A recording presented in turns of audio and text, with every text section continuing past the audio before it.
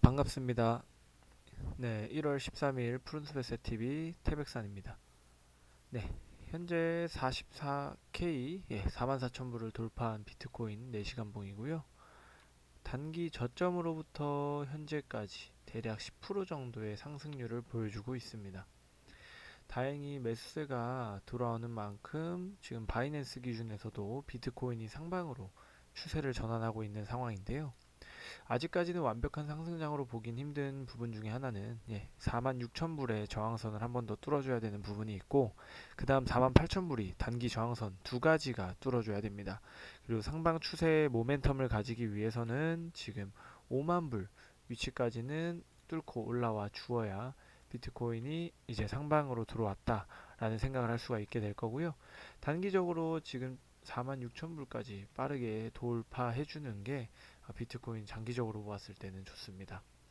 현재 업비트 상황으로 보아도 업비트 30분 봉을 보게 되면 단기적으로 이 저점 부근인 4,800만원 선부터 5천만원의 박스권을 횡보를 해주다가 현재 위치에서는 5,200만원 위 라인에서 움직여주고 있습니다. 어차피 해외 시세에 대비해서 한국 프리미엄이 2%에서 3% 정도가 지금 형성되어 있는 상황이기 때문에 현재 해외 시세로 따졌을 때는 대략 5,200만원 선에서 움직이고 있다라고 보시면 됩니다.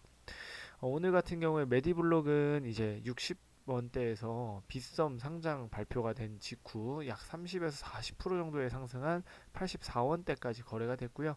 지금은 어느 정도 매도세가 눌러주면서 70원대에서 횡보하고 있습니다. 지금 도지코인과 그리고 샌드박스 그리고 솔라나의 움직임이 눈에 띄기 좋은데요. 지금 같은 경우에는 이제 이더리움에 대항할 수 있는 솔라나 같은 경우 저희가 톡방과 그 다음 텔레그램에서 16만원에서 17만원 선에 무조건 주어라라고 했었죠. 이 부분 같은 경우에 지금 단기적으로 주었던 분들은 수익권에 도달했을 것으로 보입니다.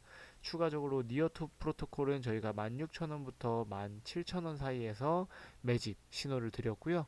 지금 같은 경우에 40% 정도 수익권이 나오고 있어서 많이 만족하고 계실 것으로 생각됩니다.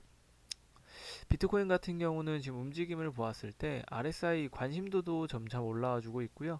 장기적으로 보았을 때 지금 여기 윗골이 두 번째 5,300만 불 여기를 터치하고 있는 상황인데 여기서 단기 저항 맞고 잠깐 주춤하고 있는 상황입니다.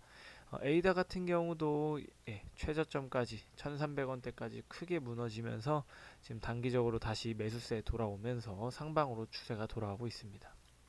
저희가 이번에 비트겟에서 이제 40% 수수료 할인 코드도 다 무료로 나눠드리면서 많은 분들께 안내드리고 있는데요.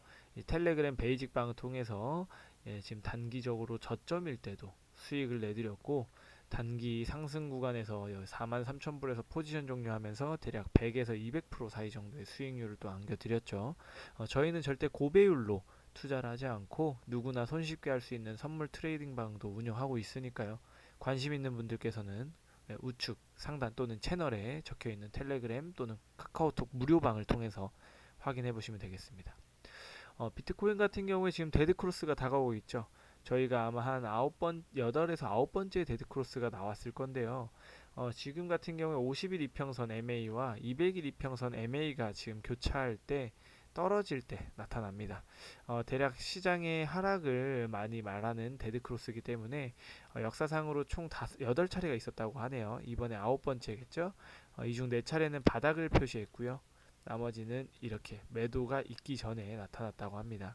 그래서 유명 인플루언서도 이렇게 얘기를 하고 있는 만큼 이제 예측 이력이 50% 정도이기 때문에 반반밖에 되진 않습니다. 그렇기 때문에 너무 신뢰하시는 것보다 내가 가지고 있는 코인의 믿음을 가지고 매수를 하는 것이 추천드리고요. 투나무 업비트의 스테이킹이 정식 서비스가 출시됐죠. 그래서 이제 지금 아마 공유에서 보셨겠지만 업비트 스테이킹 같은 경우에 진작에 됐었어야 됩니다. 사실 대한민국 거래소에서 가장 크다라고 하는 업비트가 스테이킹을 안 했다라는 거는 조금 많이 아쉬웠었는데 다행히도 지금 이제 업비트 스테이킹이 시작하는 거와 동일하게 이더리움 2.0을 스테이킹을 제공을 하고요. 모든 코인이 되는 게 아니라 이더리움을 보유한 0.02 이더리움부터 참여할 수 있고요. 스테이킹은 32 이더리움 단위로 가능한 만큼 이제 매 회차 이렇게 마감 여부 상관없이 실시간 스테이킹을 진행합니다. 최대 640 이더리움까지만 모집하기 때문에 스테이킹이 그렇게 큰 건 아니에요. 이번 스테이킹이 다만 5% 정도의 연 이율을 주기 때문에 지금 시중 금리를 생각했을 때도 훨씬 더 이더리움 스테이킹은 나쁘지 않아 보이죠. 다만 스테이킹을 했을 때는 기간이 끝나기 전에는 회수할 수 없으니까 단기간에 자금을 써야 되시는 분들은 곰곰이 생각을 해보시는 게 좋고요. 코인 코드 이어서 보면 인도 최초의 비트코인 이더리움 ETF를 출시할 계획입니다. 그렇기 때문에 지금 선물 계약 ETF는 이미 미국에서는 승인이 난 상태고요. 인도에서도 지금 진행을 한다라는 것은 꽤나 큰 호재라고 보시면 됩니다. 인도 시장 같은 경우는 이제 WBTC나 WRX처럼 이제 인도에서 계속해서 발전하고 있는 코인들이 있는데 WRX는 많은 유튜버들도 뭐 많이 얘기를 했던 코인이죠. 그래서 인도같이 이제 인구가 늘어나는 만큼 시장이 거대해질 수 있는 국가들, 특히 인도와 사우디아라비아 같은 개발도상국 위주에서 암호화폐 투자에 공격적인 만큼 추후 미래에서는 달러의 패권을 뺏어올 수 있는 국가가 인도나 중국 또는 사우디아라비아 같은 이런 중소 개발도상국들이 되지 않을까라는 생각이 드네요. 영미 국가를 보면 암호화폐 보유자 과반 이상이 암호화폐로 급여를 받고 싶다라고 합니다. 상당히 재밌는 뉴스인데요. 왜냐? 암호화폐 같은 가상자산은 변동성이 큰 걸 모두 다 알고 있습니다. 다만 급여라는 것은 내 생활을 하기 위한 안정적인 소득인데요. 이 안정적인 소득을 취하는 것을 변동성이 큰 걸로 받겠다. 그 말은 즉슨 암호화폐 급여로 받기 희망하는 이유가 향후에 가치 상승에 대한 기대가 크고요. 그리고 결제가 점점 커지고 있죠. 지금 비자와도 연동이 돼 있고 곧 마스터카드와도 연동이 될 것으로 보입니다. 그래서 전통은행에 대한 신뢰도 약화가 됐죠.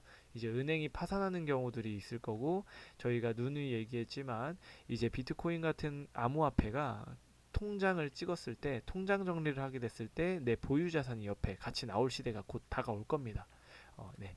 그리고 폴 투자 존스 유명하죠. 비트코인 연준으로 인해 어려움을 겪을 것이라고 얘기하는데요. 억만장자로 유명한 존스가 이런 얘기를 하는 거는 모두 다 알고 있습니다. 이제 인플레이션의 해지 수단으로 생각하는 암호화폐, 대부분 해지 수단으로 많이 얘기를 하죠. 암호화폐를. 이런 자산은 어려움을 겪을 것. 왜냐? 당연히 긴축 사이클이 있을 때 연준에서는 그런 해지 수단에 대해서 투자하는 것을 바람직하지 않다라고 생각할 겁니다. 그래서 내년도에 금리 인상이 예견된 만큼 이제 자주 봐야 될 인물을 한번 보여드리면 제롬 파월이죠. 연준 의장입니다. 이제 미 물가가 40년 만에 최고인데 미 증시 S&P 500부터 시작해서 다우와 나스닥 전부 다 갱신을 하고 있습니다. 지속적으로 상승세를 보여주고 있는데 물가 상승률이 올라감에도 불구하고 상승세를 이어간다라는 것은 상당히 기존의 그런 내용과는 다르다라고 보시면 되는데요. 전년 동기에서 7% 정도가 올랐습니다.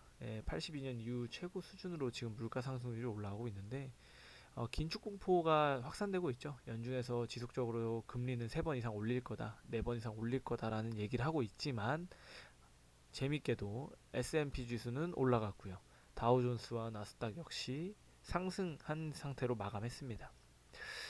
네, 이러한 부분들이 이제 원자재 가격이 겨울을 지나면서 원래 더 상승했을 것으로 기억하는데 다만 둔화되면서 물가가 1분기에 고점을 찍고 점차 안정될 것이라 라는 이런 평가들이 많기 때문에 증시에 호전적이다라고 보면 되고요.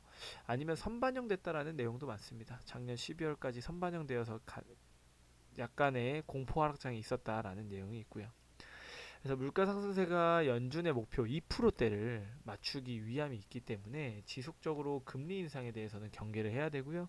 금리가 인상됨에 따르면 당연히 자산 투자에 대한 들어가는 금액이 줄어들 것이고 지금 거품이 껴있다는 부동산 시장과 그다음에 암호화폐 시장 그리고 주식 시장도 당연히 큰 타격을 입을 것으로 보입니다. 오늘 같은 경우에는 간단한 시황 정보와 뉴스를 제공해 드렸고요. 언제나 이러한 뉴스들과 일일 시황 그리고 일일 분석 자료들은 저희가 무료로 카톡방과 텔레그램을 통해서 무한히 제공을 해드리기 때문에 성공한 인생을 살기 위해서 저희 푸른숲 SF과 함께 해주시면 대단히 감사하겠습니다. 네, 오늘 이것으로 방송을 마무리하겠습니다.